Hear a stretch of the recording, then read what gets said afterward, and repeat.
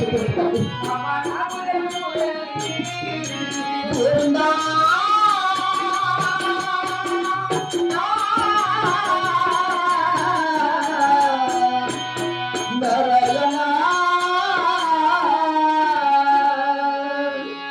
అమ్మగారు కుమార్తె గారి పాదములకు 10 సుఖీ భవాని గురే రోగులమ్మ. చెబుతాది అమ్మ కుమార్తె భాగొండ పట్టణంలో కళ్యాణం జరిగింది. అవునమ్మా. అమ్మ చిన్నమ్మ అని పిలిచావే, అవును తల్లి. నన్ను పిలిచిందే పర్లేము, నాతో కాస్త పిలిచింది బావమ్మ. అమ్మ కుమార్తె ఏమిటమ్మా ఈ చోటుకు నేను ఎందుకు పిలిచాను అడుగుతున్నావా అమ్మా? అవునమ్మా అయినా ఈ రోజు పావుగొండలు నా అన్న కొడుకు వెంగళరెడ్డికి అవునమ్మా నీకు ఇచ్చి కళ్యాణం జరిపించారు కదా తల్లి. అవును తల్లి. పావుగొండల 3 రోజుల పెళ్లి ముచ్చటగా జరిగింది, 5 రోజుల పెళ్లి రంగరంగ వైభవంగా జరిగింది కదమ్మా. నా మనసు ఇంతవరకు సంతోషంగా ఉండేదాన్ని తల్లి. అయినా మా అన్నగారు మా వదిన గారు నీ తోడు కూడా బావమరుదులు అందరూ కూడా కలిసి కళ్యాణం జరిగింది కదా వదిన. తొందరగా నీకు మాత్రం ప్రయాణం చేసి పంపమని చెప్పారమ్మా. అమ్మా కుమార్తె అక్కడ మొత్తం సమయంలో ఇద్దరికి ఎలా గౌరవించాలి, అత్త మామ వారికి ఎలా విలువ ఇవ్వాలి, తోడుకులకు మరుదులకి ముందు మాటలు చెప్తాను. నీ మనసులో ఆలోచించుకొని రేపటికి అత్తగారు వాళ్ళు అదే విధంగా నడుచుకోగలదండి. నేను చెప్పిన మాటలని నీ మనసులో ఆలోచించుకుంటాను.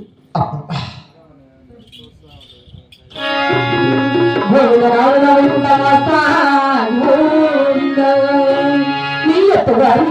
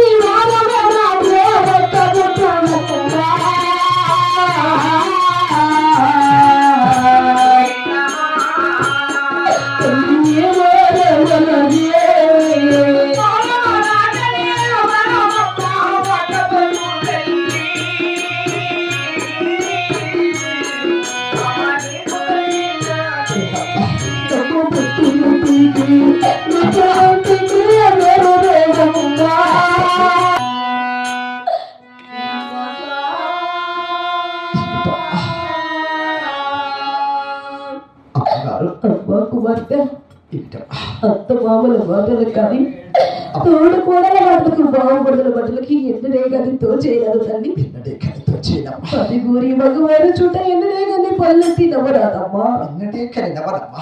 ఆకిలి కన్నా వారి మగవు ఎన్నడే కానీ వాళ్ళ గుండెలు చూడరాదు తల్లి. ఎన్నడే కానీ చూడనమ్మా. అమ్మా కుమార్తె ఆ రాముల వచ్చిన స్వామి స్వేమ ఎన్నడే కానీ మరవరాదమ్మా. నీ గతగాను కాళ్ళతో చెప్పని మరువాటను నీ చిన్ని చేతులు అలా చేసుకోవాలి తల్లి.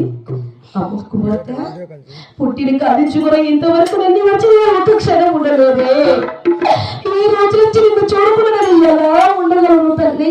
అమ్మా చల్లి అమ్మా ఈ ఒక్క పాల్గొండ పట్టణంలో కళ్యాణం జరిగింది తల్లి. అదిగో ఇక పాల్గొండ పట్టణంలో కూడా మా ఒక్క అత్తమామల మాటలకు సరి తోడుకోడల మాటలకు దా యొక్క బాబవర్తుల మాటలకు ఇలా అలిగి మలిగి కాపురం చేసుకోవడం అది కూడా నేను ఒక్కసారి వినిపించదమ్మా. ఒక్కసారి నాతో విన్నపించి అలానే వినిపించాలి. గోవింద నారాయణ వైకుంఠవాస గోవింద అమ్మ రామ రామ రామ రామ